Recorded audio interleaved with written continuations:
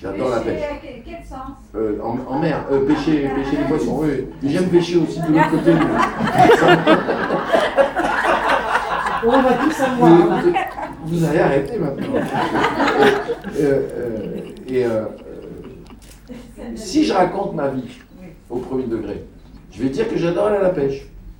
Bon, la vérité, ça n'a pas vraiment d'intérêt. Sauf pour les pêcheurs. Et encore, parce que si vous savez comment je pêche mal, oui, ça c'est sûr. De toute façon, les poissons, ils sont très contents. Dès que je sors en bateau pour aller pêcher, ils savent qu'ils sont tranquilles. Ils risquent rien, les poissons avec moi.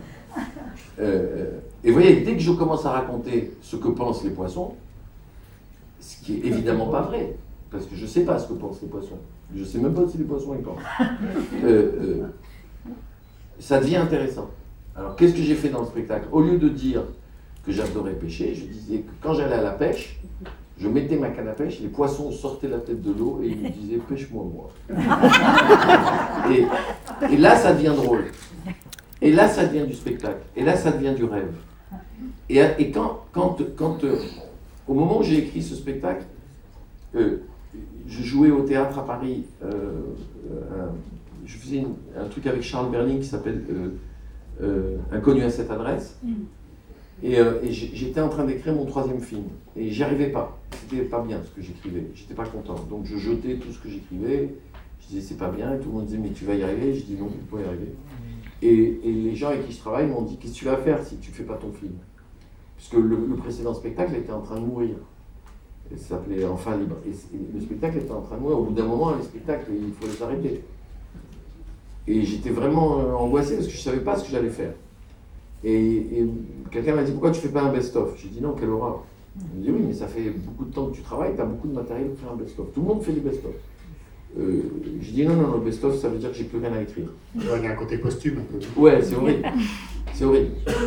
Et moi, je viens d'avoir 17 ans, donc il n'y a aucune raison.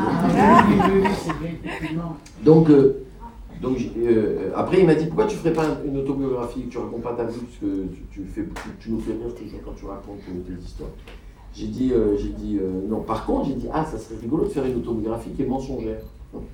Où tout ce que je raconte est faux, c'est la fiction, mais dedans, je mets ce que je pense. Bien sûr. Dedans, il y a du vrai. Tout le temps. Des choses drôles, comme des choses bouleversantes.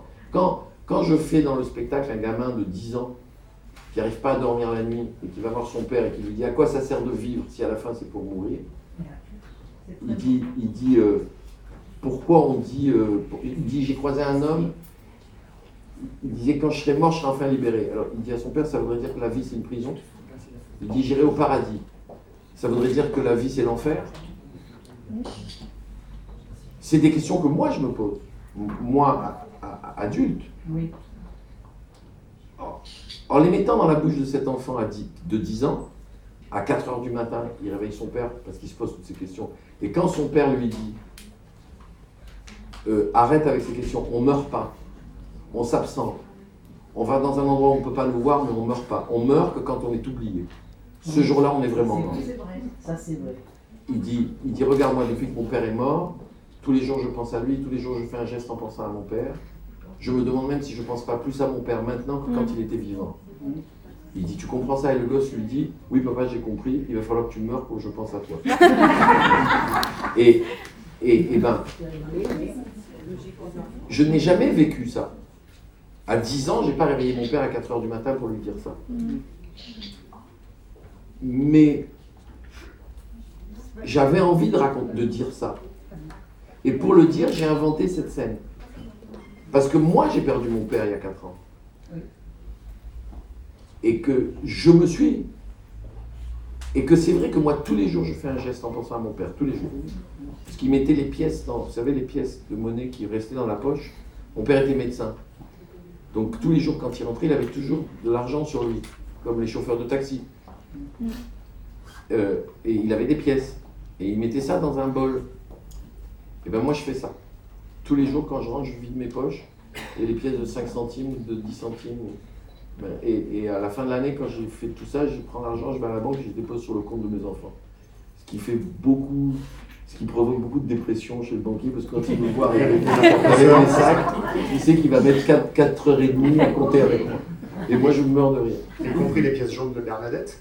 Non, alors les pièces jaunes, on les donne. D'accord. Et on garde 10, 20, 50, 1 et 2. D'accord. Et ben, quand j'écris ça, là, je suis dans ma vie rêvée. C'est-à-dire, j'invente des histoires où je dis des choses que je ressens, que je pense, mais à travers des histoires inventées, à travers des personnages inventés. Comme ça, parce que je crois au pouvoir du rêve, je crois au pouvoir de la fiction.